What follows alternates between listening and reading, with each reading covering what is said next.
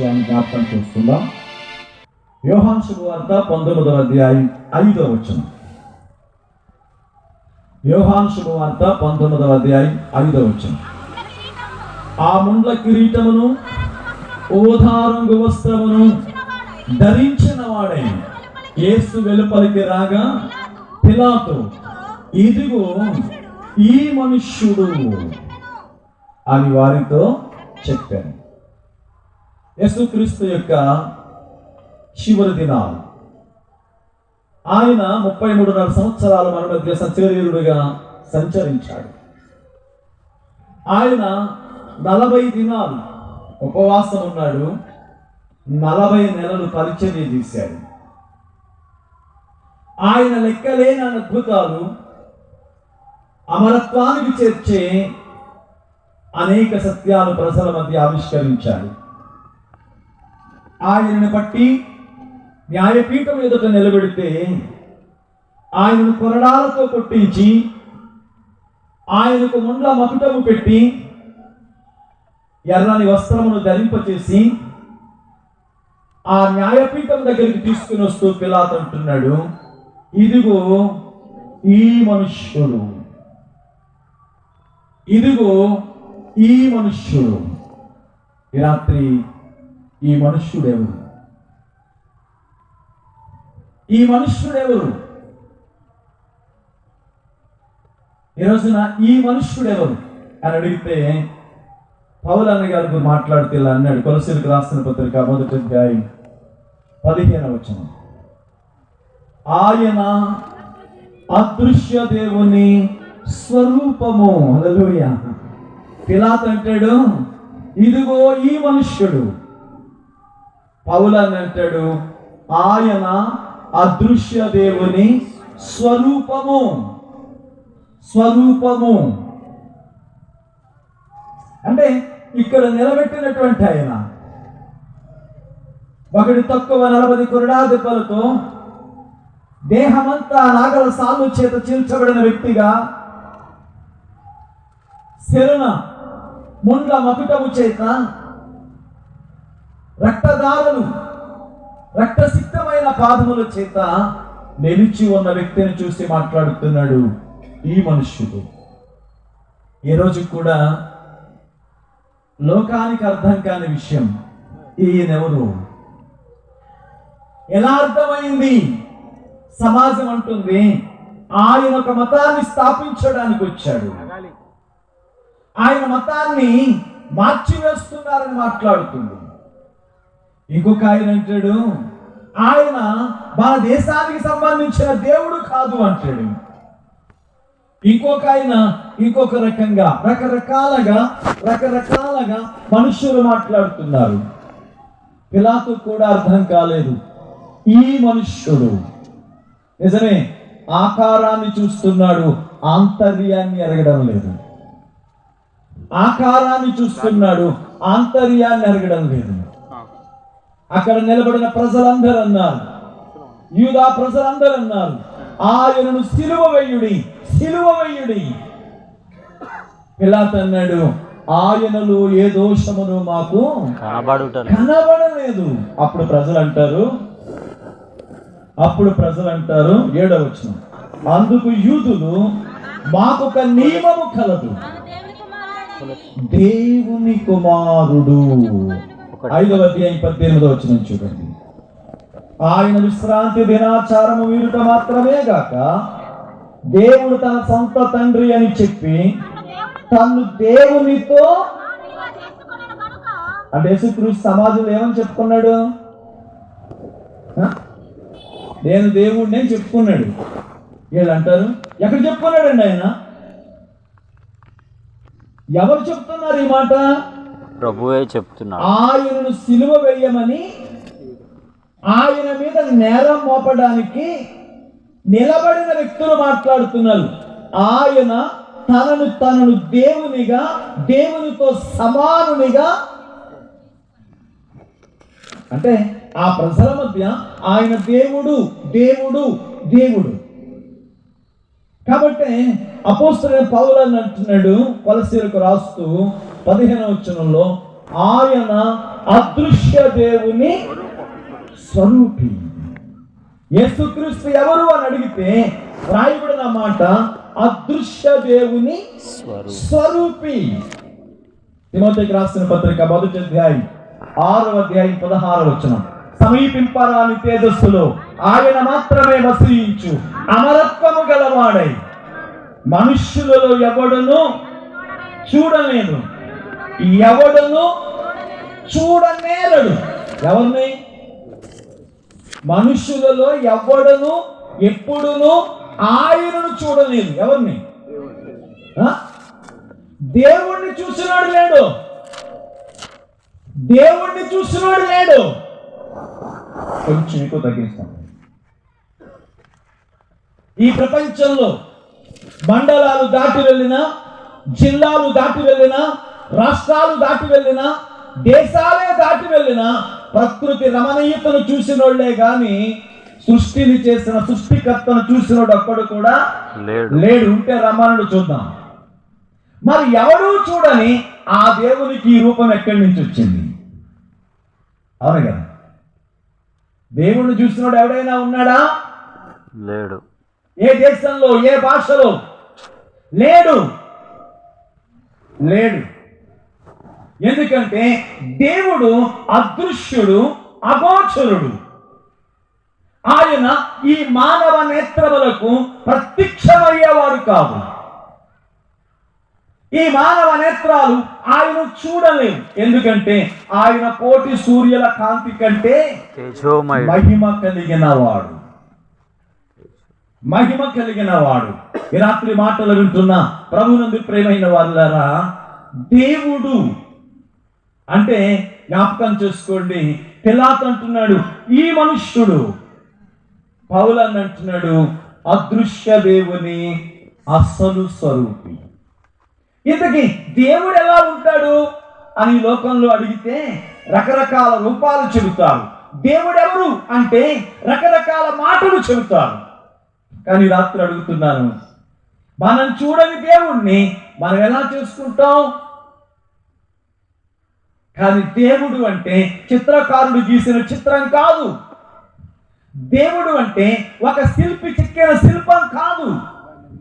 దేవుడు అంటే ఆలోచించి చేసుకున్న విషయం కూడా కాదు. ఈరోజు జ్ఞాపకం చేసుకుందాం. అదృశ్యుడు దేవుడు. అదృశ్యుడు అంటే దేవుడు ఉన్నాడు కానీ ఆయన అదృశ్యుడు. ఈరోజు జ్ఞాపకం చేసుకుందాం. అదృశ్యుడైన వాడు బయలుపరుచుకుంటేనే గాని ఈ మట్టి మనిషికి అర్థం కాడు. ఆయన కనపరుచుకుంటేనే గాని మనకు అర్థం కాదు. దేవుడు తన గురించి తానేం చెప్పుకున్నాడో కొన్ని మాటలు మీకు జ్ఞాపకం చేస్తాను. దేవుడంటే ఎత్తైన రూపం కాదు. దేవుడంటే బలమైన దేహం కాదు.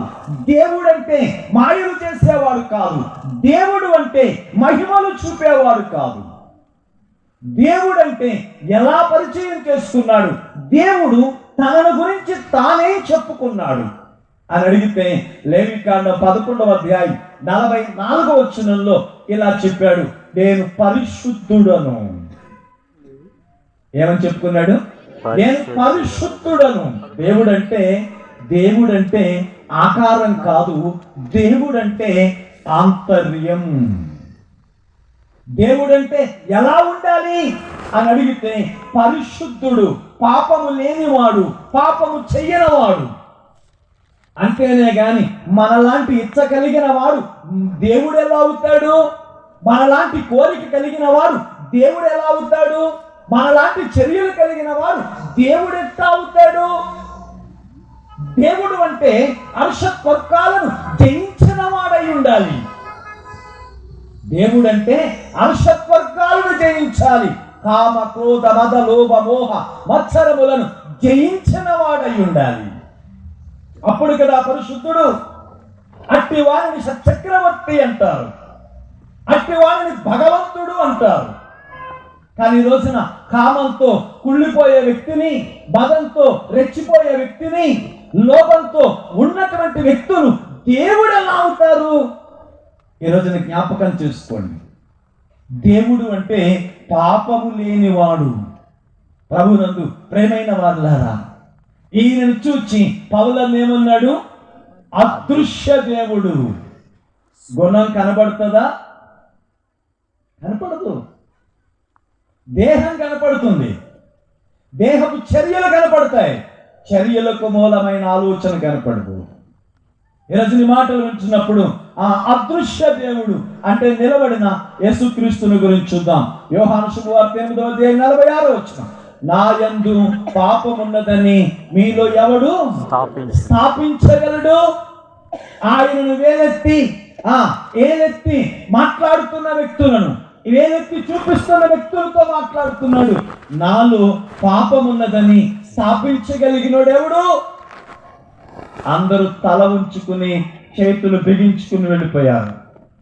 33.5 సంవత్సరాలు ఈ భూమి మీద సంచరించిన ఆయన పాపము చెయ్యని దేవుడు, పాపము చెయ్యని దేవుడు, పాపము ఎరగని దేవుడు అనే మాటను మీకు జ్ఞాపకం చేస్తున్నాను. ఫిబ్రవరికి రాసిన పత్రిక 7:26 పవిత్రుడు, నిర్దోషి, నిష్కల్మషుడు, పాపములో చేరిక ప్రత్యేకముగా ఉన్నవాడు.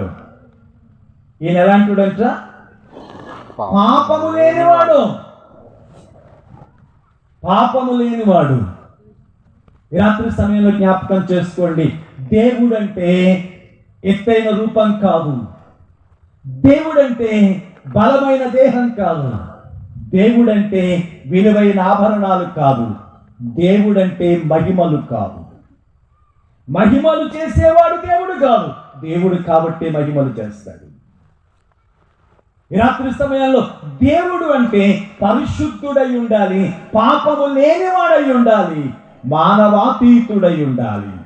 ఇంకా ఆయన గురించి ఏం చెప్తున్నాడంటే యోహాను రాసిన మొదటి పత్రిక 4:8 దేవుడు ప్రేమాస్వరూపి. ఇంకా దేవుడు అంటే అర్థం ఏంటి? ప్రేమ. ప్రేమించే తత్వం కలిగిన వాడు, క్షమించే తత్వం కలిగిన వాడు దేవుడు. శిక్షించేవాడు కాదు, దుష్ట శిక్ష రక్షణ కాదు. క్షమించేవాడు దేవుడు, ప్రేమించేవాడు. అయితే పౌలన్న మాట్లాడుతున్న ఆ వ్యక్తిలో యోహాను శుభవార్త 8 తీయద్దులే, ఒక పాపములో పట్టబడిన స్త్రీని ఆ ఊరి ప్రజలు పట్టుకుని రాళ్ళేసి చంపడానికి నిలబడినప్పుడు ఆయన పిలుస్తున్నాడు, అమ్మా, వేశ్య, వ్యభిచారంలో పట్టబడిన స్త్రీని అమ్మా అని పిలిచిన ఆ ప్రేమ ఎంత ఉన్నతమైనదో చూడండి,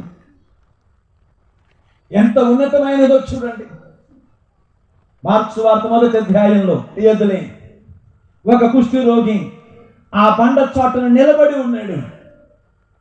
ఆయన ఒంటి మీద మచ్చలు కనబడగానే ఆ ఊరి ప్రధాన యాజకుడు అన్నాడు, ఇతనికి వ్యాధి వచ్చింది అన్నాడు. జీవితాన్ని పంచుకున్న భార్య ఊరి నుంచి వెలివేసింది.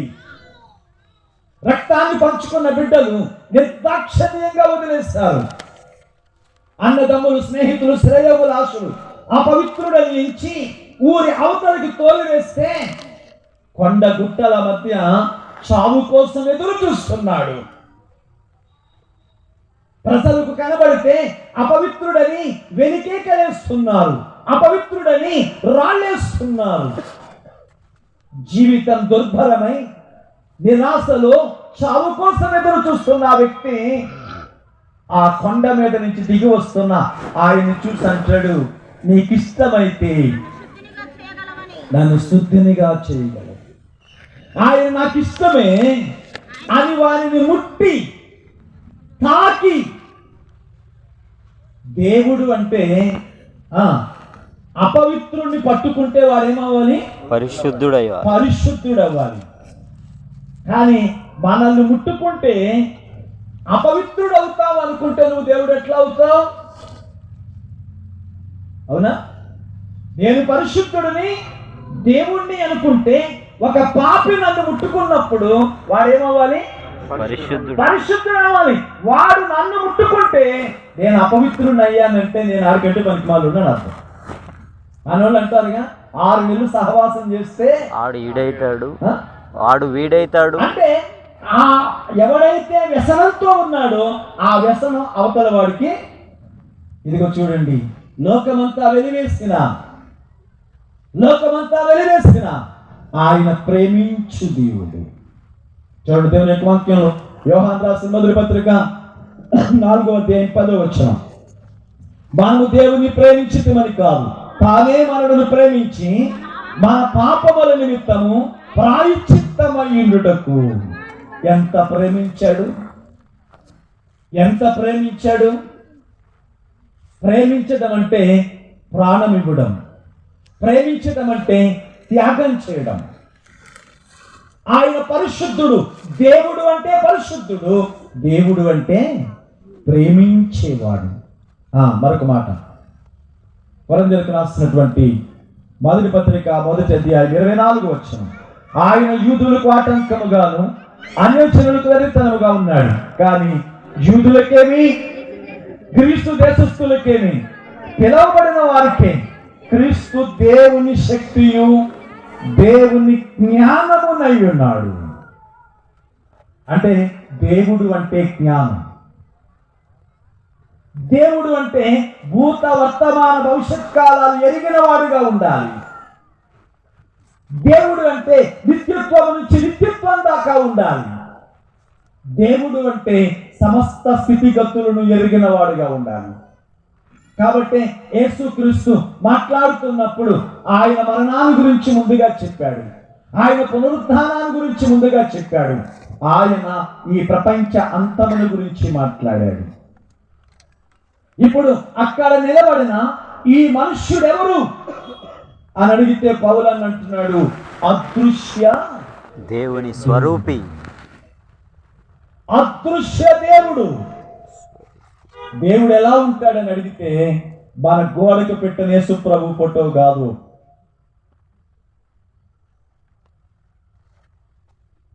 అది విజయ్ చంద్ర ఫోటో. అది కరుణామయుడు సినిమా తీశాడుగా, ఆ విజయ్ చంద్ర ఫోటో అది. దేవుడు అంటే పరిశుద్ధుడు. పరిశుద్ధతకి ఏ రూపం గీస్తావు?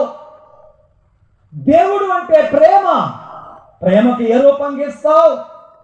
దేవుడు అంటే జ్ఞానం, ఆయనకి ఏ రూపం గీస్తావు? కాబట్టి అక్కడ నిలబడిన వాడు పరిశుద్ధుడు, ప్రేమ కలిగిన వాడు, జ్ఞానము కలిగిన వాడు. కాబట్టి పౌలు అన్నాడు, ఆయన అదృశ్య దేవుని స్వరూపము. అనగా ప్రభువునందు ప్రియమైన వారులారా, కొలసీలకు రాసిన పత్రిక 2వ అధ్యాయం 3వ వచనం. బుద్ధి జ్ఞానములు సర్వ సంపదలు ఆయన యందు. దేవుల్లో ఏముంటాయి? బుద్ధి జ్ఞానము సర్వ సంపదలు. 9వ వచనం చూడండి. ఏలయనగా దేవత్వము యొక్క సర్వ పరిపూర్ణత శరీరముగా క్రీస్తునందు నివసించుచున్నది. హల్లెలూయా. యేసుక్రీస్తునందు పిలాతు దగ్గర తల వంచి మౌనముగా నిలబడిన ఆయన అదృశ్య దేవుని అసలు స్వరూపం. ఈ లోకమంతా దేవుడు దేవుడు దేవుడని ఎవరిని వెతుకుచున్నారో, దేవుడు దేవుడు దేవుడని ఎంత తరచుచున్నారో, ఆ దేవుని అసలు స్వరూపం యేసుక్రీస్తు. హల్లెలూయా. ఇంకా రెండవది కొలసీలకు రాసిన పత్రిక 1వ అధ్యాయం 15వ వచనం.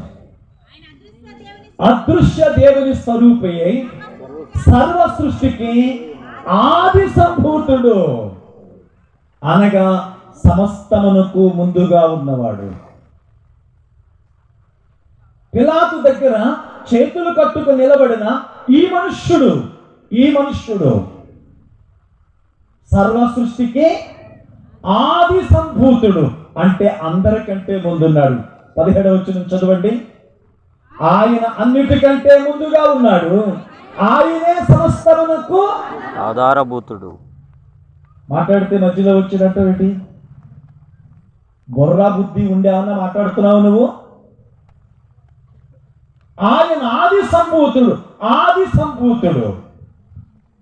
యోహాను సువార్త 8వ అధ్యాయం 58వ వచనం చూడండి. అబ్రహాము పుట్టక మునుపు నేనున్నాను. ఎప్పుడున్నాడంటే ఈయన? అబ్రహాము పుట్టక ముందు. అబ్రహాము పుట్టక మునిపే. ఈ మధ్యన పిచ్చోడు తిరుగుతూ ఆయన ఎడారి మతం దేవుడు అండి, ఆయన యూదుల దేవుడు అండి అని మాట్లాడుతున్నాడు. అసలు యూదులు అనే పేరు లేనప్పుడు ఆయన ఉన్నాడు. యూదులు ఎప్పుడు వచ్చారు? అబ్రహాం పుట్టిన తర్వాత, అబ్రహాంకి యాకోబు, ఇస్సాకు పుట్టిన తర్వాత, ఇస్సాకుకి యాకోబు పుట్టిన తర్వాత, యాకోబుకి గోత్రకర్తలు. కానీ ఇప్పుడు ఈయన ఎక్కడున్నాడు? అబ్రహాముకి ముందే. ఇంకొక ఆశ్చర్యకరమైన సంగతి చెప్తాను మీకు. చూడండి దేవుని యొక్క వాక్యంలో మీకా గ్రంథం 5వ అధ్యాయం 2వ వచనం. బెత్లెహేమ ఎఫ్రాతా యూదావారి కుటుంబములలో నీవు స్వల్పమైన నా కొరకు ఇశ్రాయేలును ఏలబోవువాడు నీలో నుండి వచ్చును. పురాతన కాలము మొదలుకొని శాశ్వత కాలం వరకు ఆయన ప్రత్యక్షమగుచుండెను. అంటే ఈ మనుష్యుడు నిత్యత్వం నుంచి నిత్యత్వం దాకా ఉన్నాడు. నిత్యత్వం అంటే భూమికి రూపం లేనప్పుడు ఉన్న కాలం. నిత్యత్వం అంటే ఈ కంటికి కనిపిస్తున్న ప్రపంచానికి రూపం లేని కాలం. ఆ నిత్యత్వంలో ఉన్నాడు. ఈ భూమి అందరి సమస్తమును ఒక రోజున కాలిపోతుంది. ఆ తర్వాత మరలా నిత్యత్వం వస్తుంది. ఈ మధ్యకాలంలో ఒక 4-5 నెలలుగా ఎక్కువగా వినబడుతున్న మాట ఏంటో తెలుసా? భూమికి అంతం సమీపించిందేమో, భూమికి అంతం సమీపించిందేమో. అనిస్టిన్ అన్నాడంట 2064లో ప్రపంచం అంతం జరగొచ్చని. ఒక సైంటిస్ట్, ఒక భౌతిక శాస్త్రవేత్త చెప్పాడట. సృష్టింపబడిన ప్రతి వస్తువుకి వినాశనం అయ్యే రోజు ఒకటి ఉంటుంది. మన మందు చూడండి, జబ్బు తగ్గడానికి ఒక మెడిసిన్ తయారు చేస్తారు. ఆ మందు తయారు చేసిన తర్వాత షివర్ డేట్ ఒకటి వేస్తారు. ఇది ఫలానా డేట్ వరకు పనిచేస్తుంది, ఆ తర్వాత తాగితే విషం అవుతుంది. అలాగే భూమి కూడా కొంతకాలం మనందరిని బ్రతికించడానికి ఆహారం ఇస్తుంది.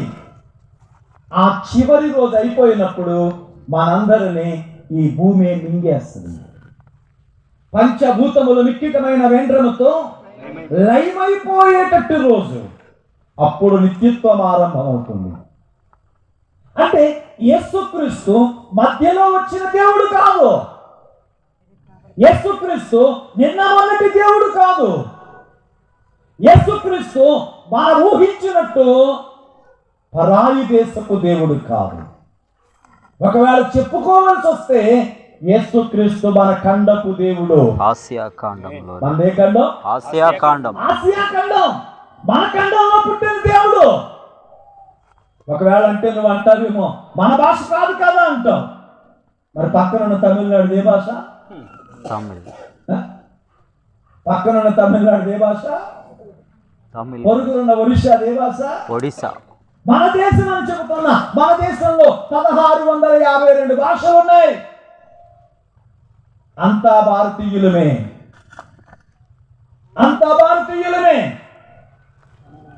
ప్రభునందు ప్రియమైన వాళ్ళారా, యేసు పరాయి దేశపు దేవుడు ఎన్నటికీ కాదు. ఆయన మన ఖండంలో పుట్టిన దేవుడు. ఇంకొంచెం ఆలోచన చేస్తే ప్రపంచపు నడిబొడ్డున పుట్టిన దేవుడు. కాబట్టి ఇక్కడ మీకా రాస్తున్నాడు, శాశ్వత కాలము నుండి శాశ్వత కాలము వరకు ప్రత్యక్షమగుచుండెను. అంటే కాలాలను బట్టి, అవసరాన్ని బట్టి ఆయన తన ప్రజలకు ప్రత్యక్షమగుచున్నాడు. కాబట్టి ఈ మాటను చూస్తున్నప్పుడు ఆయన పరాయి దేశపు దేవుడు కాదు. ఆయన గురించి రాయబడిన మాట, ఆయన ఆది సంభూతుడు. ఆది సంభూత అంటే ఎప్పుడున్నాడు ఆయన? భూమి పుట్టక మునుపే. భూమి పుట్టక మునిపే. భూమి పుట్టక మునిపే. నిర్గమకాండ 3:14 అందుకు దేవుడు నేను ఉన్నవాడును అనువాడునై ఉన్నానని మోషేతో చెప్పాను.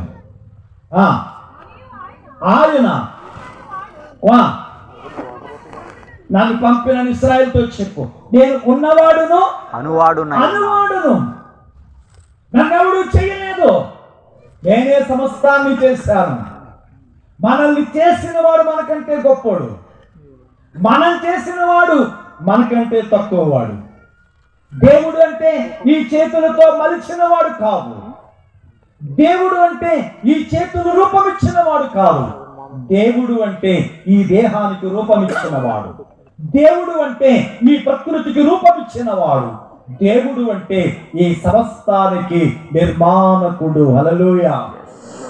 కాబట్టి ఈ మనుష్యుడు అదృశ్య దేవుడు, ఈ మనుష్యుడు ఆది సంభూతుడు.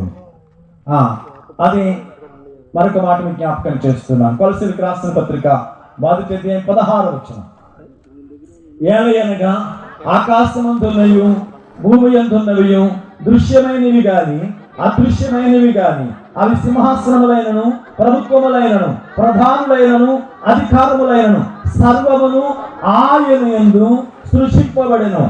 సర్వమును ఆయన ద్వారా ఆయనను బట్టి సృష్టింపబడెను. ఆయన అన్నిటికంటే ముందుగా ఉన్నవాడు, ఆయనే సమస్తమునకు ఆధారభూతుడు. చాలా జాగ్రత్త, కొంచెం మనసు పెట్టండి, కొంచెం అర్థం చేసుకోవడానికి ప్రయత్నం చేయండి. ఎందుకంటే జ్ఞాపకం చేసుకోండి, విత్తనాలు కొనేటప్పుడు మోసపోయాడు అనుకోండి, రైతుకి 6 నెలలు కష్టం పోద్దంతే. సార్వాలో మోసపోతే దాల్వాలో సరి చేసుకోవచ్చు, దాల్వాలో మోసపోతే సార్వాలో సరి చేసుకోవచ్చు, ప్రమాదం ఏం కాదు. ఒక స్టూడెంట్ స్కూల్లో జాయిన్ అయినప్పుడు మోసపోయాడు అనుకోండి, అతని జీవితంలో 1 సంవత్సరం మాత్రమే పోతుంది, తర్వాత సంవత్సరం సరి చేసుకోవచ్చు. కానీ ఒక విశ్వాసి, ఒక మనిషి దేవుని విషయంలో మోసపోయాడు అనుకోండి, జీవితమే కాలిపోతుంది. దేహాన్ని విడిచిన తర్వాత నమ్మకం తప్పని తెలిసిన, దేహాన్ని విడిచిన తర్వాత విశ్వాసం తప్పని తెలిసిన, దేహం విడిచిన తర్వాత నేను వెంబడించిన వాడు దేవుడు కాదని అర్థమైన అగ్నిలో కాళ్ళకి తప్పదు. ఎంత భయంకరం. కాబట్టి ఈ రాత్రి కొంచెం జ్ఞానయుక్తంగా ఆలోచన చేయండి. ఈ మనుష్యుడు అదృశ్య దేవుడు, ఈ మనుష్యుడు ఆది సంభూతుడు. ఇప్పుడు పౌలు మరో మాట్లాడుతున్నాడు, ఈ మనుష్యుడు ఆధారభూతుడు. ఎలా అంటాడంట? ఆధారం. మనందరికి ఆధార్ కార్డు ఆధారం, అవునా? మనందరికి ఆధారం ఏంటి? ఆధార్ కార్డు. బస్సు ఎక్కినా ఇంకా ఏం చూపించమంటారు? ఆధార్ కార్డు. రైల్వే టికెట్కి వెళ్ళాం, సార్ మీ ఆధార్ కార్డు చూపించండి. రేషన్ షాప్కి వెళ్ళాం, ఆధార్ కార్డు. ఎంఆర్ఓ ఆఫీస్కి వెళ్ళాం, ఆధార్ కార్డు. పటా కార్డు కావాలన్నా, బ్యాంకులో లోన్ కావాలన్నా, అక్కడికి రైల్వే టికెట్ కావాలన్నా, ఆఫీసు టికెట్ కావాలన్నా, ఎక్కడికి వెళ్ళినా ఆధారం ఏంటి? ఆధార్ కార్డు. మీకో మాట చెప్పిన, ఆ ఆధార్ కార్డుకి ఆధారం ఆయన. మనకు ఆధార్ కార్డు ఆధారం, కానీ ఈ కార్డులన్నిటికీ ఆధారం ఆయన. మీకు అర్థమవుతుందా? యేసుక్రీస్తు ఆధారభూతుడు అంటే కంటికి కనిపిస్తున్న ఈ పంచభూతములకు ఆయన ఆధారం. పంచభూతములకు అంటే భూమి, ఆకాశము, అగ్ని, నీళ్లు, గాలి. ఈ 5టికి ఆధారం ఆయన. ఈ భూమి తిరుగుతున్న, ఈ పంచభూతములు వాటి చర్యలు చేస్తున్న వీటన్నిటికీ ఆధారం. అంటే ఒక మాట చెప్పన, ఈ సమస్తమునకు నిర్మాణకుడు. సపోజ్ మా అబ్బాయిని స్కూల్లో జాయిన్ చేయడానికి తీసుకెళ్ళాను. ఫస్ట్ మా అబ్బాయి పేరు రాస్తాను. ఈ అబ్బాయికి ఆధారం కింద ఉంటుంది. ఏమని రాస్తాను? Father name. నా పేరు రాయాలి. వీడికి పేరు ఉన్నంత మాత్రమే సరిపోలేదు. వీడికి ఆధారం ఎవరు, అసలు ఎక్కడి నుంచి వచ్చాడు? తండ్రి. అవును కదా. ఇప్పుడు పైన ఉన్న పేరుని కాదు, కింద ఉన్న పేరుని బట్టి పైన ఉన్నోడిని గుర్తిస్తారు. కానీ పైన పెద్ద అక్షరాల్లో పేరు రాసిన ఈడెవడండి అంటాం. కానీ కింద పేరు ఓహో పలానోళ్ళ అబ్బాయి. ఇప్పుడు ఈ సృష్టి అందరి సమస్తమునకు నిర్మాణకుడు.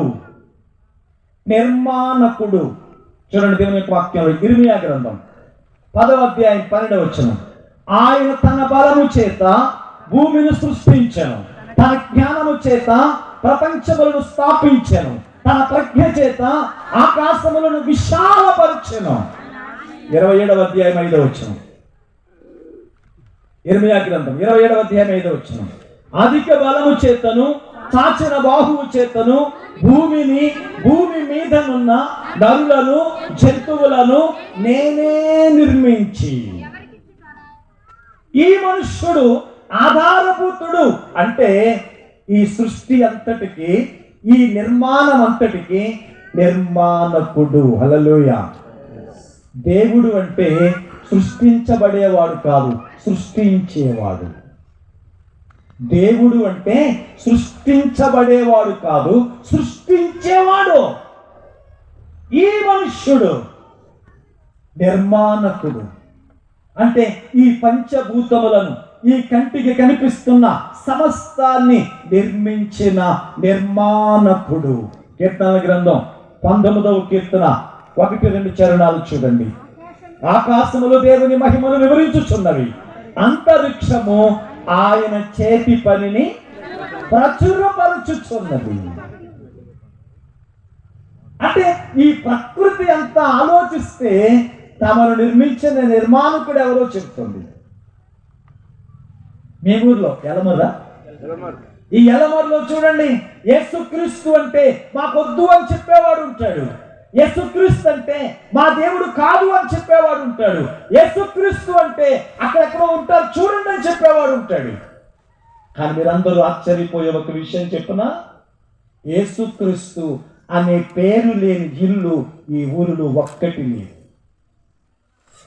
మీకు తెలుసా? యేసుక్రీస్తు అనే పేరు లేని ఇల్లు ఒక్కటి ఊర్లో లేదు.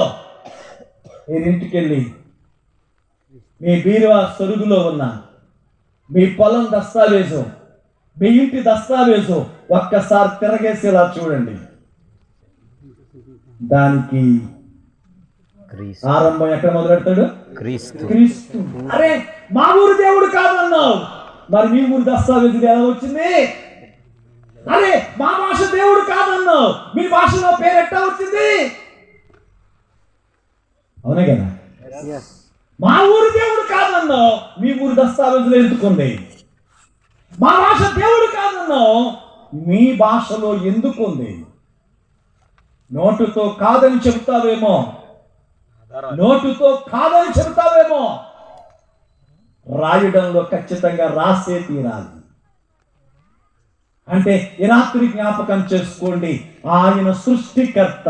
ఇది ఎలమరులోనే కాదు, ఎల్లలు లేని ప్రపంచంలో ఏ మూలకెళ్ళినా, అది ఇస్లామిక్ కంట్రీ అయినా, అది క్రిస్టియన్ కంట్రీ అయినా, మరి ఏ దేశమైనప్పటికీ కూడా 6400 భాషలు మాట్లాడుతున్న 700 కోట్ల మంది జీవితాలలో జరగని సత్యం, ఏ ట్రాన్సాక్షన్ జరగాలన్నా, ఆఖరికి నువ్వు కొనే బైక్ దగ్గర నుంచి బంగ్లా దాకా, నువ్వు కొనే సైట్ దగ్గర నుంచి పొలం దాకా, ఏ దేశంలోనైనా ఆ భాషలో రాయాల్సిన మొదటి మాట క్రీస్తు.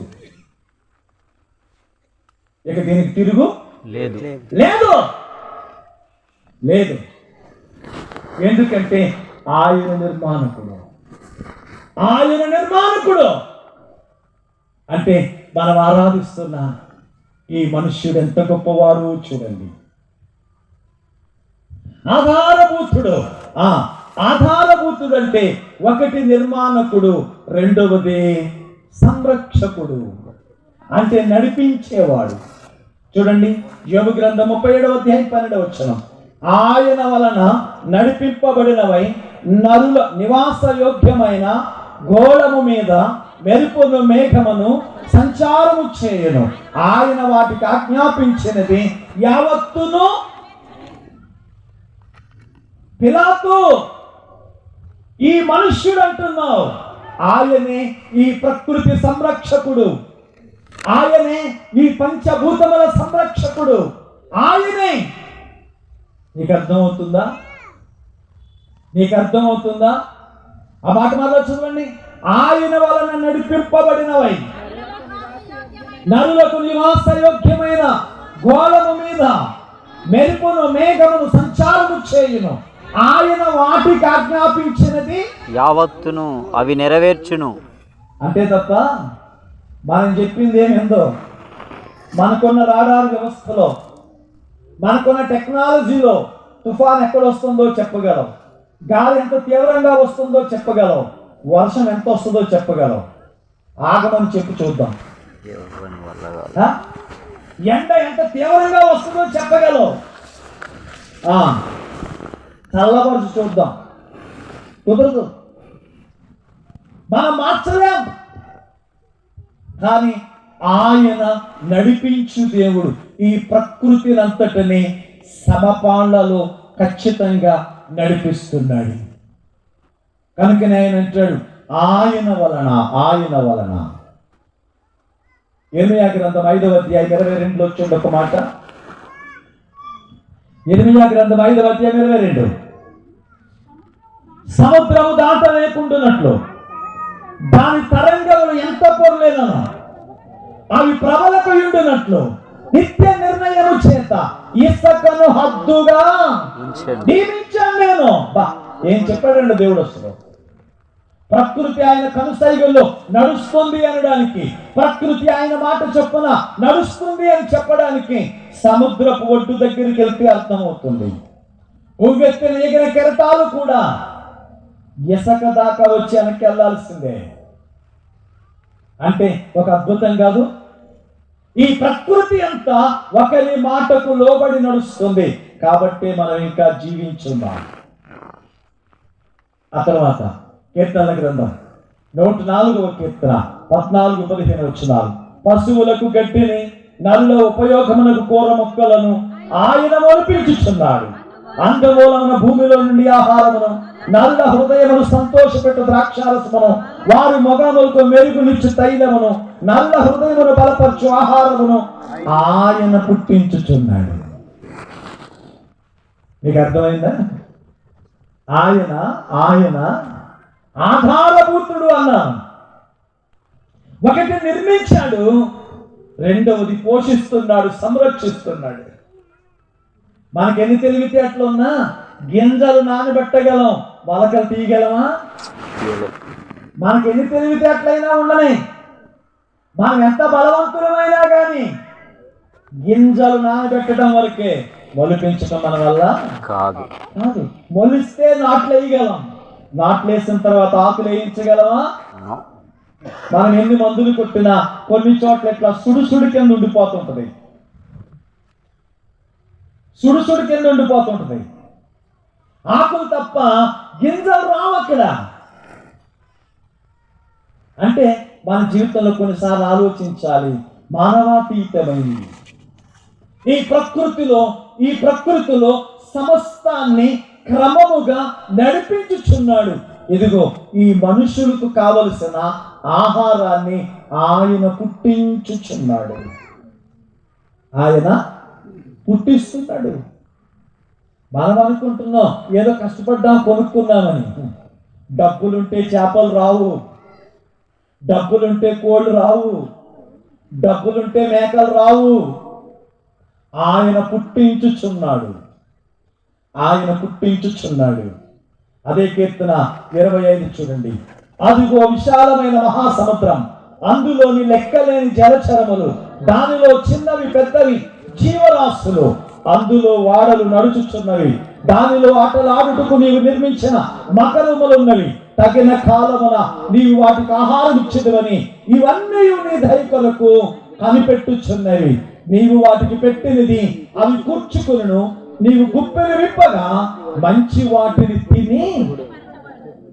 అంటే ఈ ప్రపంచంలో ఉన్న 84 లక్షల జీవరాశులను పోషించుచున్నవాడు. హల్లెలూయా. కాబట్టి ఈ మనుష్యుడు సర్వ శరీరులకు దేవుడు, ఈ మనుష్యుడు సర్వ ప్రాణులకు పోషకుడు, ఈ మనుష్యుడు సర్వాత్మలకు తండ్రి. ఎక్కడ ఉన్నారా? ఈ రాత్రి ఒకసారి ఆలోచన చేయండి. పిలాతు అంటున్నాడు, ఈ మనుష్యుడు, ఇదిగో ఈ మనుష్యుడు. పౌలు అంటాడు, ఆయన అదృశ్య దేవుని స్వరూపం, ఆయన సర్వ సృష్టికి ఆది సంభూతుడు, ఆయన సర్వ సృష్టికి ఆధారభూతుడు. అపోస్తలుల కార్యాలు రాస్తూ లూకా గారు రాసిన ఒక మాట చదువుదామా? 17వ అధ్యాయం 28వ వచనం. మనం ఆయన యందు బ్రతుకుచున్నాం, ఆయన యందు చెల్లించుచున్నాం, ఉనికి కలిగి ఉన్నాం. మన బ్రతుకు ఆధారం ఎవరు? ఆయన. మన చలనమునకు ఆధారం ఎవరు? ఆయన. మనం బ్రతుకున్నామని చెప్పడానికి ఉనికి ఎవరు? దేవుడు. కాబట్టి పౌలు అంటాడు, ఆయన యందు బ్రతుకుచున్నాం, చెల్లించుచున్నాం, ఉనికి కలిగి ఉన్నాం, ఉనికి కలిగి ఉన్నాం. ఎలా బ్రతుకుచున్నాం చూడండి. మీరు రాత్రి అన్నం తిన్నారు కాబట్టి బ్రతుకున్నారా? ఇప్పుడు తింటారు కాబట్టి బ్రతుకున్నారా? రెండు కాదు, రెండు కాదు. రాత్రి తిన్నారు కాబట్టి బ్రతుకున్నారా? ఇప్పుడు బ్రతుకున్నారు కాబట్టి తింటారా? రాత్రి తిన్నాం కాబట్టి బ్రతుకున్నారు కాదు. అంటే మీరు దేని వల్ల బ్రతుకున్నారు? ఇప్పుడు నేను అలా అడిగి, అందుకే ఇక్కడ ఉన్నారా అని అడిగా. రాత్రి తిన్నారు కాబట్టి బ్రతుకున్నారా? ఇప్పుడు బ్రతుకున్నారు కాబట్టి తింటారా?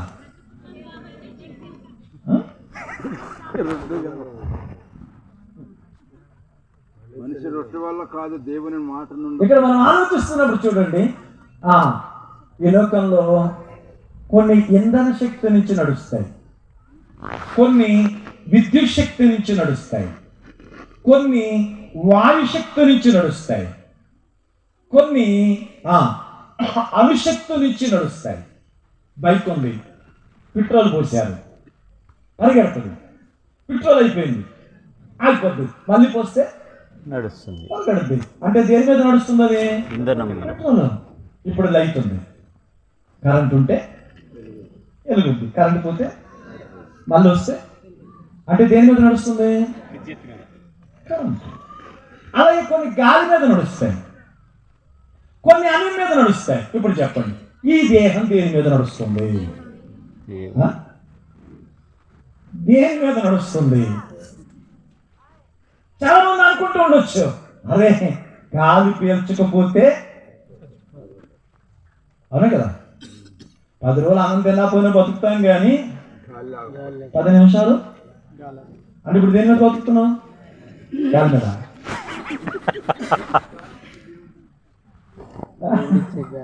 ఒకవేళ మీరు అన్నం తినే బతుకుతున్నారు అనుకుందాం, ముందు చెప్పిన గుర్తు పెట్టుకోండి. వాడు చచ్చిపోయాడు, 10 రోజులు అన్నం పెట్టలేదు, చచ్చిపోయాడు. ఇప్పుడు అన్నం పెడితే ఏమవ్వాలి? బతకాలి. బతుకుతాడు ఎవడైనా? బతకడు. వాడికి ఇష్టమైన మాంసం ఎత్తే బతుకుతాడా? బతుకుతాడు. ఇప్పుడు గాలి మీద అనుకుందాం, పోనీ చచ్చిపోయాడు, గాలి కొడదాం, బతుకుతాడా? బతుకడు. బతుకుంటే అన్నం కావాలి, బతుకుంటే గాలి కావాలి, కానీ గాలి బతకడానికి కాదు, అన్నం బ్రతకడానికి కాదు. ఈ దేహం ఆయన శక్తి మీద నడుస్తుంది,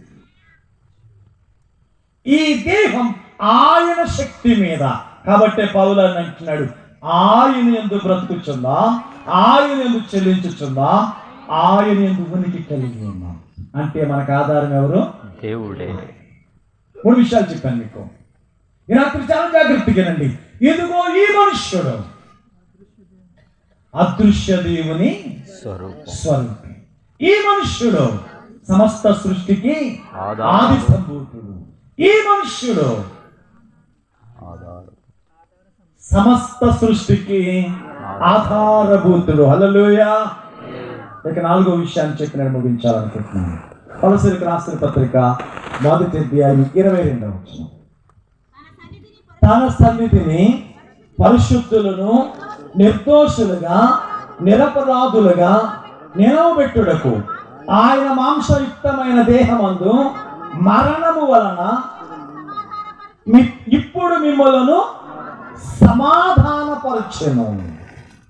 ఈ మనుష్యుడు లేక ఆయన మన సమాధానం. ఆయన మన సమాధానం. అదేంటండి సమాధానం అంటే ఏంటి అని ఒక మాట చెప్పునా? సమాధానం అనగా దేవునికి మనకి సమాధానం, మనిషికి సమాధానం, ఆత్మకు దేహానికి సమాధానం.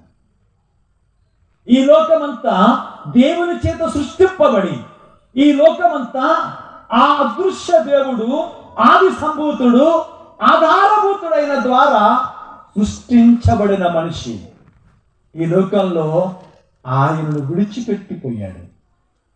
ఎఫెసీయులకు రాసిన పత్రిక 2వ అధ్యాయం 1వ వచనం. పాపముల చేతను అపరాధముల చేతను చచ్చినవారు, పాపముల చేతను అపరాధముల చేతను చచ్చినవారై. చూడండి ఒక మాట, కీర్తన గ్రంథం 38వ కీర్తన 3వ చరణం. నేటి ప్రపంచ దుస్థితి, నేటి మనుషుల దుస్థితి జ్ఞాపకం చేస్తున్నాను. 3 నుంచి చదువుదాం.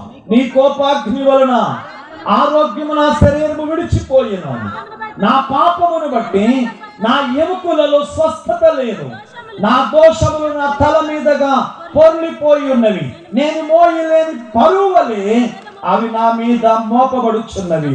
నా మూర్ఖత వలన కలిగిన నా గాయములు దుర్వాసన గలవై స్రవించుచున్నవి. నేను శ్రమ చేత మిక్కిలి కృంగి ఉన్నాను, దినమెల్లా దుఃఖాక్రాంతుడనై సంచరించుచున్నాను. చాలు. మనుషులంతా ఎలా ఉన్నారంట? పాపంతో. ఎలా ఉన్నారు అని అడిగితే జ్ఞాపకం చేయనా? ఈనాడు జీవితంలో ఏ ఊరికి వెళ్ళినా మందు లేని జబ్బు ఉందేమో కానీ జబ్బు లేని మనిషి ఒక్కలేడు. అప్పుడే పుట్టిన బిడ్డ దగ్గర నుంచి కాటికి కాలు చాచిన ముసలి దాకా మాత్ర లేకపోతే యాత్రే లేదు. అనగా అప్పుడే పుట్టిన బిడ్డ మొదలుకొని కాటికి కాలు చాచిన ముసలి వరకు మాత్ర లేకపోతే యాత్ర లేదు. ఏంటి దుర్పరిస్థితి, ఏంటి స్థితి అని అడిగితే మనోళ్ళు అంటారు, నీళ్లు కలుషితం అయిపోయిందండి, గాలి కలుషితం అయిపోయిందండి, ఆహారం కలుషితం అయిపోయిందండి, జబ్బులు కాకపోతే ఏం వస్తుంది అంటారు. మీరు చూడండి, మీరు తిని పాడైపోయిన ఆహారాన్ని బయట ఆడేస్తే కోళ్ళు తింటాయి, అవును కదా? మీరు బట్టలు తుక్కుని పాత్రలు తోముకుని కాలంలోని నీరు పారుతుంటే ఆ మురికైన నీళ్లు పశువులు తాగుతుంటాయి. మరి మీరు మినరల్ వాటర్ తాగుతున్నారు, మీరు ఎస్పీ ఆహారం తింటున్నారు, కానీ మురికి నీళ్లు తాగిన కుళ్ళిన ఆహారం తిన్నా ఈ పశుపక్షాదులకు లేని తెగుళ్ళు శ్రేష్టమైన తిన్న మనుషులకే ఎందుకు వచ్చింది? పాపముని బట్టి. అవునా కదా? అంటే ఆహారం వలన కాదు కానీ అపవిత్రత వలన. ఇక్కడ కూర్చున్న ప్రతి ఒక్కరు, ఈ మాటలు వినుచున్న ప్రతి ఒక్కరు ఒక్కసారి మీ హృదయంలోనికి తొంగి చూడండి. మనం దేవునికి ఎంత దూరాన్ని ఉన్నామో అర్థమవుతుంది.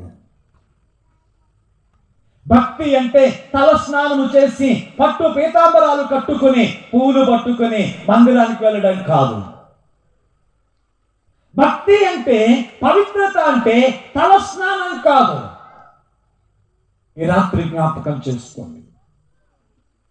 మనసు యొక్క, శరీరం యొక్క కోరికను బట్టి హద్దు దాటి అపవిత్రులమై అందరూ అగ్ని కడుగుడు దూరాన నిలిచాం. పాపము లేనివాడు ఒక్కడు లేడు, ఒక్కడు లేడు, ఒక్కడు లేడు. ఈ రోజున మరో స్థితిని జ్ఞాపకం చేస్తున్నాను. జేబు నిండా డబ్బుందా, గుండె నిండా ధైర్యం ఉందా ఎవరికైనా? లేదు. ఇంటి నిండా బియ్యం ఉన్నా, కడుపు నిండా ఆకలి ఉందా ఎవరికైనా? ఇంటి నిండా జనం ఉన్నా, నోటి నిండా నవ్వు ఉందా ఎవరికైనా? ఇంటిలో సౌకర్యాలున్నా, ఒంటికి సుఖం ఉందా ఎవరికైనా? లేదు, లేదు. ఓ 30 సంవత్సరాలు వెనక్కి వెళితే, ఇలాంటి యాసవ కాలం వస్తే రోడ్డు పక్కన తుమాలు వాల్చుకుని పడుకుంటే ఉదయాన్నే అమ్మా అని లేచాం. ఈ రోజున గదిలో పడుకుని డన్లెప్పర్ వేసుకుని ఏసీ వేసుకున్న నిద్ర కోసం ఎదురు చూస్తున్నాం. ఆ రోజున తినటానికి గింజ లేక, తినటానికి ఆహారం లేక 4 నూక గింజలు తెచ్చుకుని నీళ్లు పోసుకుని గెంజి తాగి పండుకుని ఉంటే బలవంతులుగా పరిగెత్తాం. కానీ ఈ రోజున ఈ పరిస్థితులన్నీ మన చుట్టూ కనబడుతున్నా మనం ఎందుకో బలహీనుడమయ్యాం. మనం ఎందుకో బలహీనుడమయ్యాం. మనం ఎందుకో చప్పుపడ్డాం. కానీ మన జీవితంలో ఏమని ఆలోచిస్తున్నామంటే, జబ్బు రాగానే హాస్పిటల్ కోసం ఆలోచిస్తున్నాం. ఈ పరిస్థితులకు కారణం ఏంటి? ఈ స్థితిగతులకు కారణం ఏంటి? ఇర్మీయా గ్రంథం 5వ అధ్యాయం 25వ వచనం.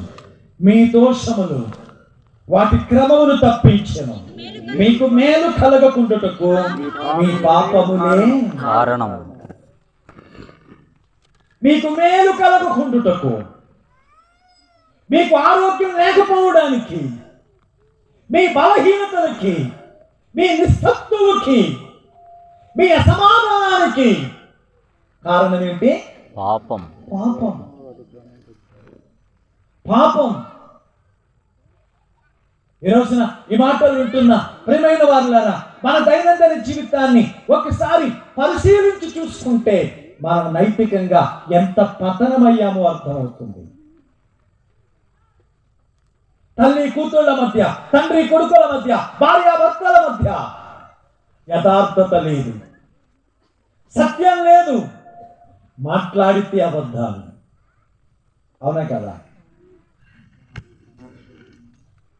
ఎక్కడ చూసినా, ఏ బంధాల్లో చూసినా, ఎక్కడ చూసినా యథార్థత లోపించింది. అన్ని బంధాలు కలుషితమైనవి, ఆలోచనలు కలుషితమైనవి. కానీ ఆహారం కలుషితమైందని మాట్లాడుకుంటున్నాం. బంధాలలో ఆప్యాయత తగ్గింది, మనుషుల్లో ప్రేమ చచ్చింది. కనుక ఈ రాత్రి దేవుడు నీతో మాట్లాడుతున్నాడు. ఈ రాత్రి నీతో మాట్లాడుతున్నాడు. మరొక మాట చూద్దాం. ఎహెజ్కేలు గ్రంథం 14వ అధ్యాయం 13వ వచనం. ఏ దేశమైతే విశ్వాసఘాతకమై నా దృష్టికి పాపం చేసిందో నేను దానికి విరోధినై కరువు పంపించదను. ఏమవుతుందంట?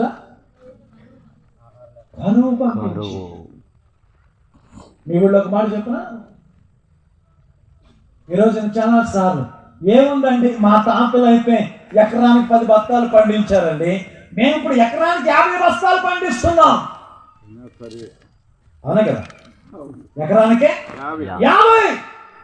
కానీ నేను అడుగుతున్నాను, కోడి పిల్లలకి ఎవడింట్లోనైనా గిద్దెడు గింజలు ఉన్నాయా?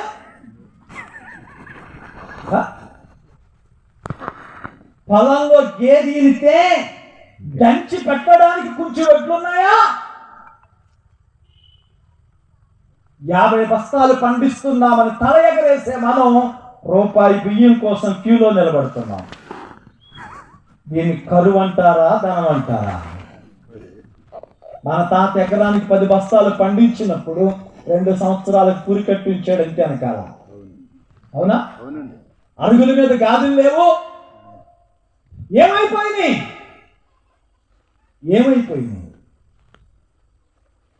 ఈ రాత్రి ఒకసారి ఆలోచన వచ్చింది.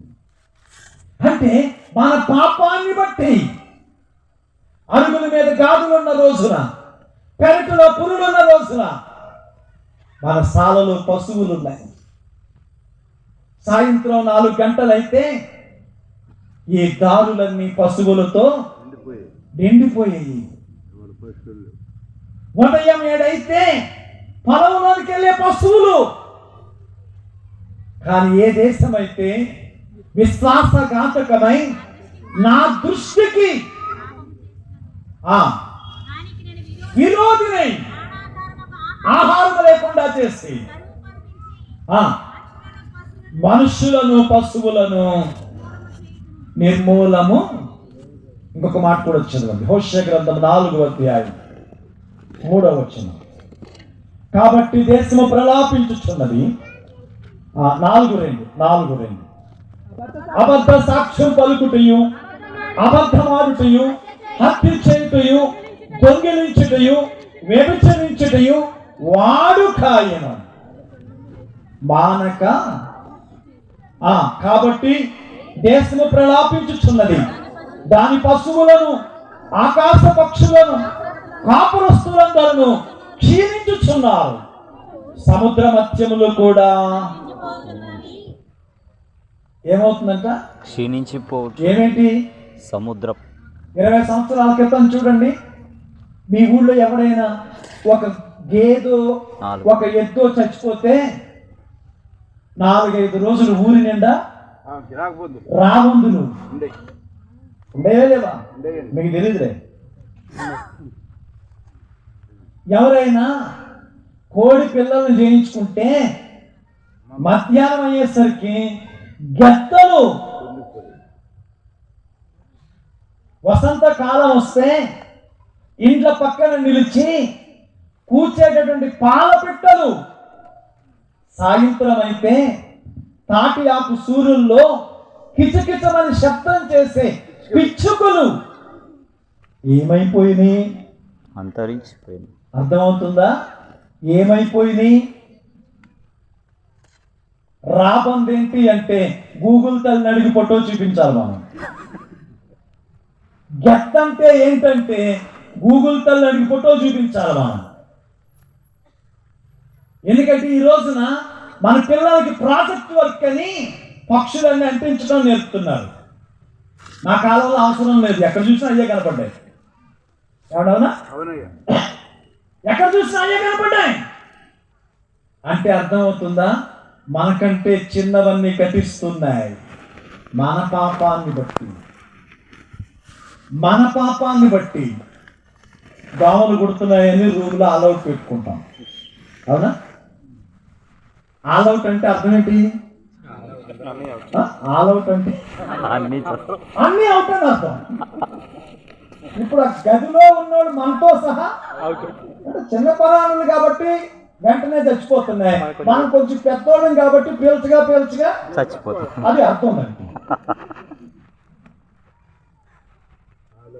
ఇక్కడ మీరు ఆలోచన చేస్తే మన పాపమును బట్టి ప్రకృతి గతించిపోతుంది. ఇంకో మాట చెప్పాడు, సముద్ర మత్స్యములు కూడా. ఒక 20 సంవత్సరాలు వెనక్కి వెళితే వర్షాకాలం వస్తే అలా మావేస్తే ఎన్ని చేపలండి? స్వాతి కార్తె వస్తే చినుక్కో చేప అనేవారు. అవునా కదా? స్వాతి కార్తెలో చినుక్కో చేప అలా మావేస్తే ఎన్ని బొమ్మిడాయిలో.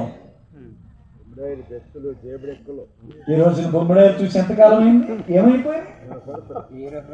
అంటే మనం చూస్తుండగానే మన అనుభవంలోనే ఇటు చేప జాతి అటు పక్షి జాతి అంతరించిపోతుంది. కారణం ఏంటి?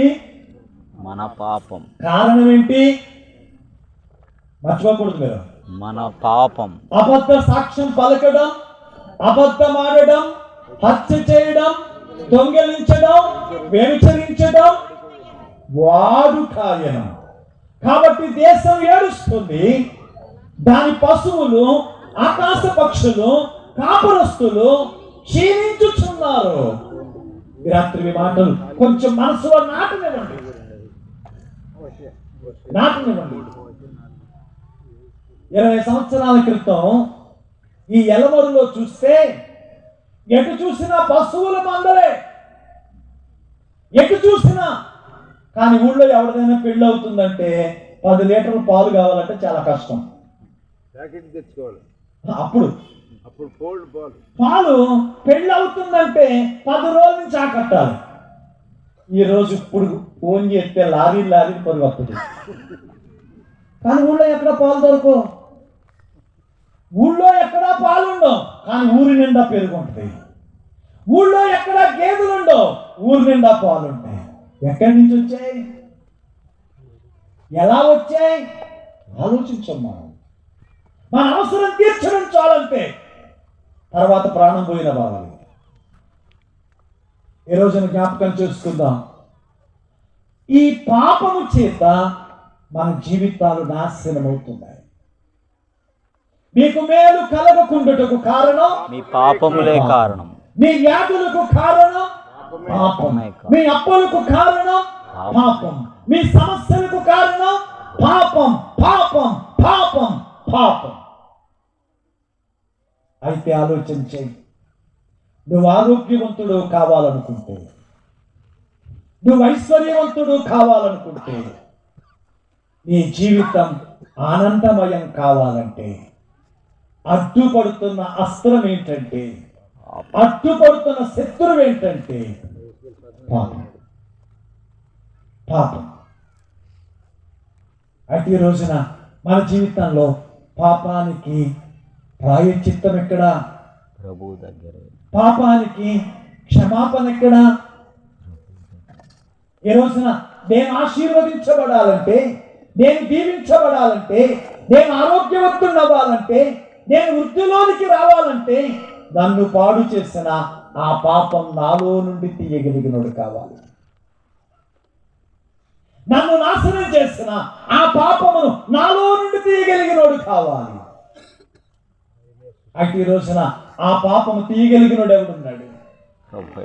ఆ పాపము నుంచి విడిపించగలిగినోడు ఎవడున్నాడు? ఈ రాత్రి జ్ఞాపకం చేసుకోండి.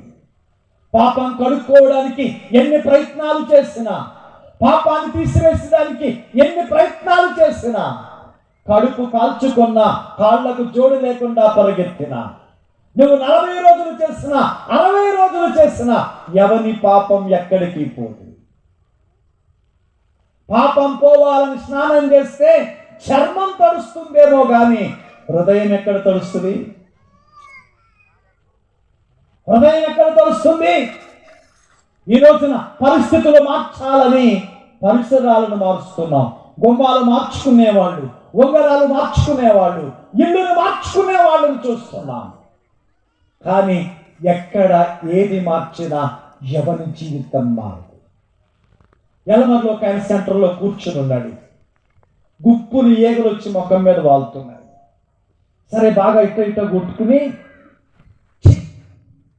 కాసేపు బయటకు పోయొద్దామని ఇక్కడ నుంచి ఇలా పెదపార్పూడి వెళ్ళాడు.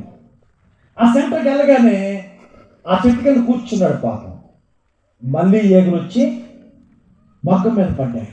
మళ్ళీ ఇట్ట కొట్టుకుని అక్కడ ఏఎన్ఆర్ కాలేజీ దగ్గరికి వెళ్ళాడు. అక్కడ కూడా ఇట్ట కొట్టుకుని గుడివాడు వెళ్ళాడు. గుడివాళ్ళు ఏగలు ఉండవా? గుడివాళ్ళ ఏగలు ఇంకా వచ్చి పడ్డాయి.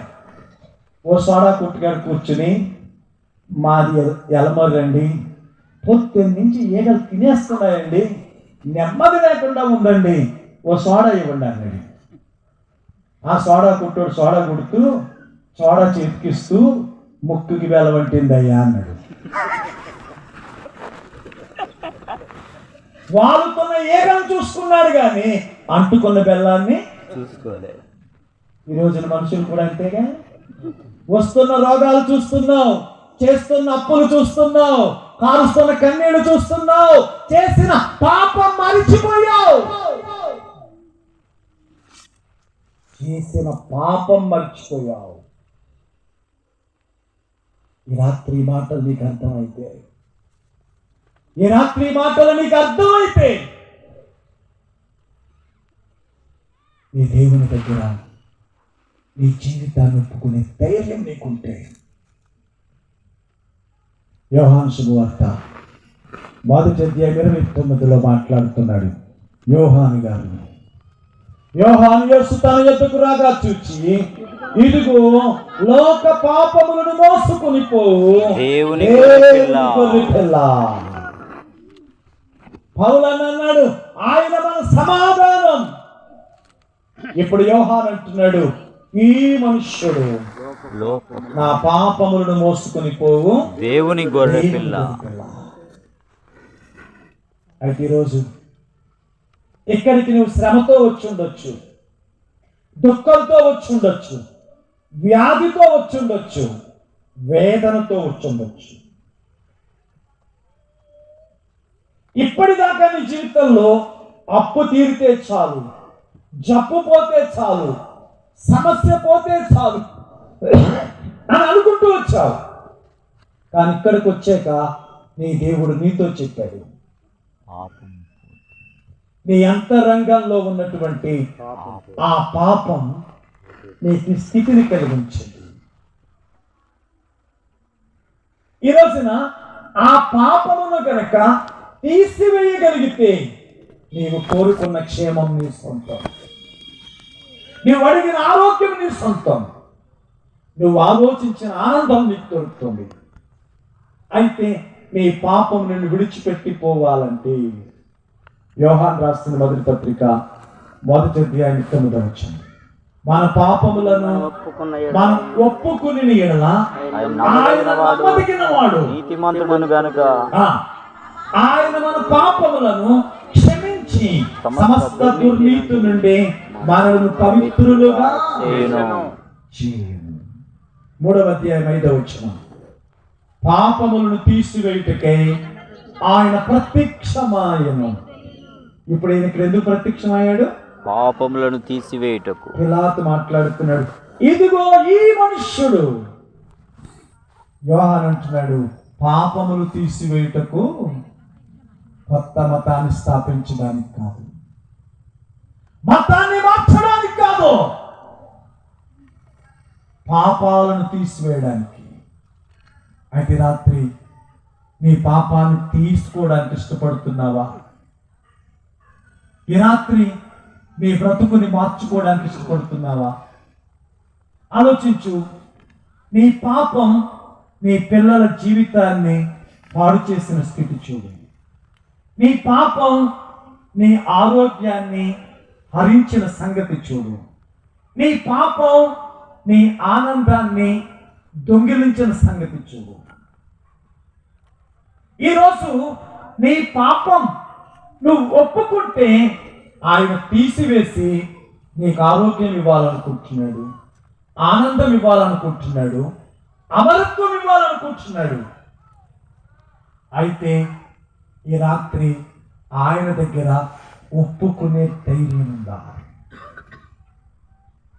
ఇప్పుడు ఇక్కడ అద్భుతమైన స్వస్థత జరగబోతుంది. ఇక్కడ అద్భుతమైన ఆశీర్వాదం రాబోతుంది. అయితే ఒప్పుకునే ధైర్యం ఉందా? అందరూ లేచి నిలబడదాం, అందరూ లేచి నిలబడదాం. 1 నిమిషం ప్రభు దగ్గర, ప్రభు ఎదుట మనల్ని మనం సరి చేసుకుంటూ ఆయన వైపు చూద్దాం. ప్రియులారా, ఎవరికి వారే ఎటువంటి చూడొద్దు, ఇటువంటి చూడొద్దు. పిలాతు మాట్లాడుతున్నాడు, ఇదిగో ఇదిగో ఇదిగో ఈ మనుష్యుడు.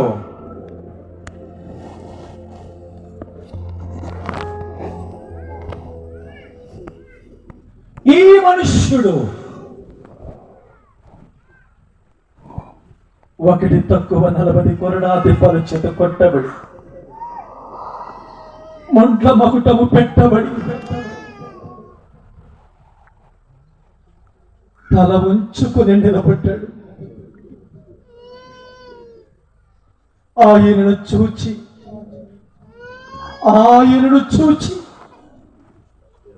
పిలాతు అంటున్నాడు, ఇదిగో ఈ మనుష్యుడు. నీకు అర్థమవుతుందా? అదృశ్య దేవుని అసలు స్వరూపం, సర్వ సృష్టికి ఆది సంభూతుడు, సర్వ సృష్టికి ఆధారభూతుడు, సర్వ మానవాళికి సమాధానం. ఆ మనుష్యుడు ఈ రాత్రి నీ పాపాలను క్షమించడానికి సరిపోయినాడు. ఆ మనుష్యుడు ఈ రాత్రి నీ పాపములు తీసివేయటకు సరిపోయినవాడు.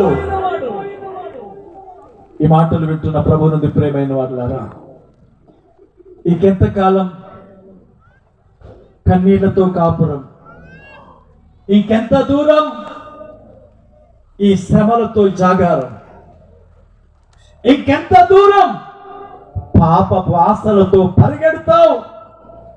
ఈ రాత్రి దీవించబడాలని ఆశ కలగడం లేదా? ఈ రాత్రి ఆరోగ్యం పొందాలని ఆశ లేదా? ఈ రాత్రి దేవుడు నిన్ను దర్శించబోతున్నాడు. ఈ రాత్రి దేవుడు నిన్ను దర్శించబోతున్నాడు. ఒకటి తక్కువ 40 కొరడా దెబ్బల చేత, ఒకటి తక్కువ 40 కొరడా దెబ్బల చేత రక్తసిక్తమైన దేహము పైన భారమైన సిలువనేసుకుని యెరూషలేము వీధులలో నడుచుచుంటే ఆయన పెట్టిన రొట్టెలు తిన్న ప్రజలే రాళ్ళై కొడుతున్నారు. ఆయన దయగల మాటలు విన్నవారే ఆయన కాని మాటల చేత దూషించుచున్నా ఆయన ముఖం మీద ఉమ్మి వేస్తున్నా ఆయన నడుస్తూ ఉన్నాడు. ప్రియులారా, కలువరి గిరికి ఎగగానే ఆ సిలువను పారవేసి కఠినులైన రోమా సైనికులు ఆ సిలువ మీద ఆయన పండబెట్టి ఆయన ఎడమ చేతిని సిలువకు ఆంచి పొడవైన ఇనుప శీల తీసుకుని భారమైన సమ్మెటతో మోదుతుంటే ఎగసి పడుతున్న రక్తం అరువకుడు ఆయన కుడి చేతిని ఆ కొయ్యకేసి ఆంచి భారమైన సిలువతో ఆ సమ్మెటతో మోదుతుంటే ఎగసి పడుతున్న రక్తం ఆయన ఎడమ కాలు పైన కుడి కాలు ఉంచి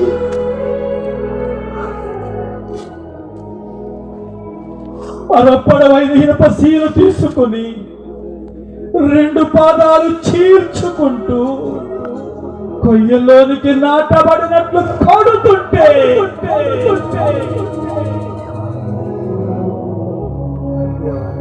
ఎగసి పడుతున్న రక్తం ఈ రాత్రి నీ పాపాన్ని కడగగలదు. ఈ రాత్రి నీ దోషాన్ని కడగగలదు. ప్రియ సహోదరి, ప్రియ సహోదరుడా, ప్రభు ఎదుట మౌనంగా ఉండద్దు, మౌనంగా ఉండద్దు. నీ జీవితం నీకు తెలుసు. ఆయన ఎదుట అయ్యా నన్ను క్షమించు నాన్నా, నా మనసు యొక్క శరీరం యొక్క కోరిక తీర్చడానికి హద్దు దాటానయ్యా, అపవిత్రుడునయ్యానయ్యా, నన్ను క్షమించు నాన్న.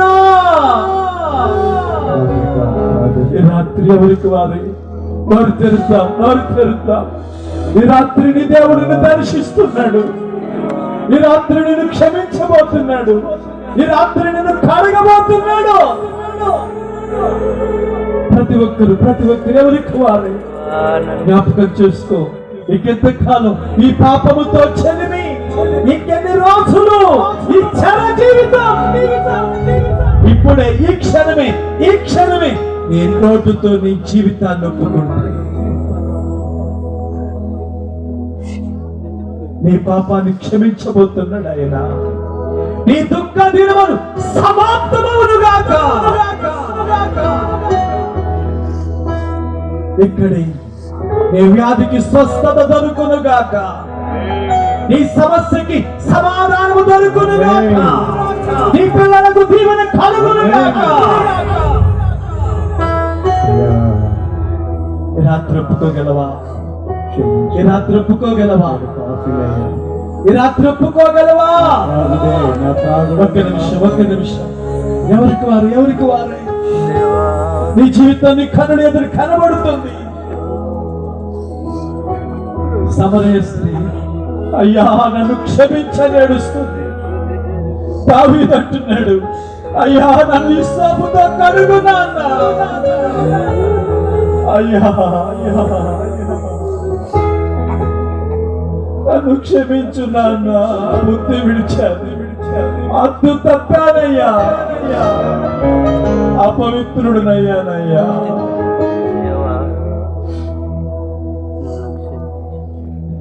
ఈ రాత్రి ప్రభు ఎదుట ఒప్పుకుందామా?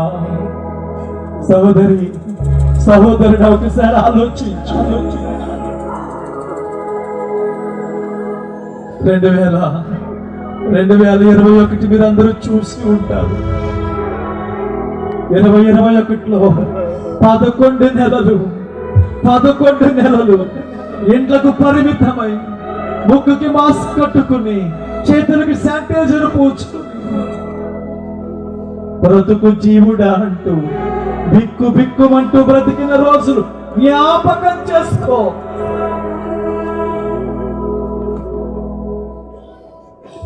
ఆ రోజుల్లో పరిశుద్ధులైన వారు కూడా చనిపోయారు, సేవకులైన వారు చచ్చిపోయారు, పాపులనబడిన వారు చచ్చిపోయారు.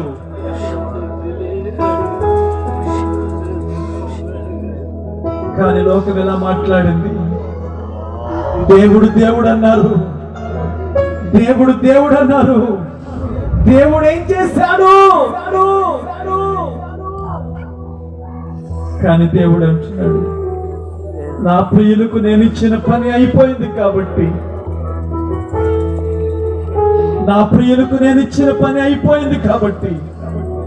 తెచ్చుకుని నా దగ్గర పెట్టుకున్నానని చెప్పాడు. వారి పాపుల సంగతి మారడానికి ఇచ్చిన అవకాశాలు అయిపోయినాయి కాబట్టి పాతేశారని చెప్పాడు.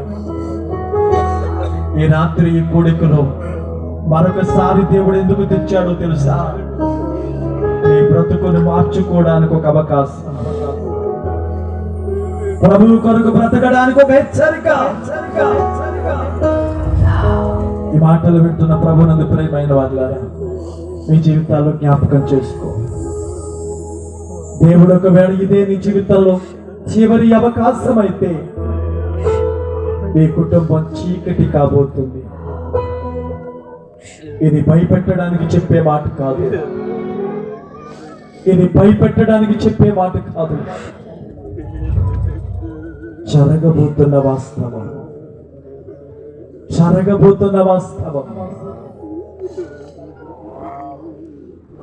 4 గూళ్ళ అవతల 4 గోడల మధ్యలో నల్లని చీకటిలో నువ్వు చేసిన పాపం నీ దేవునికి తెలుసు.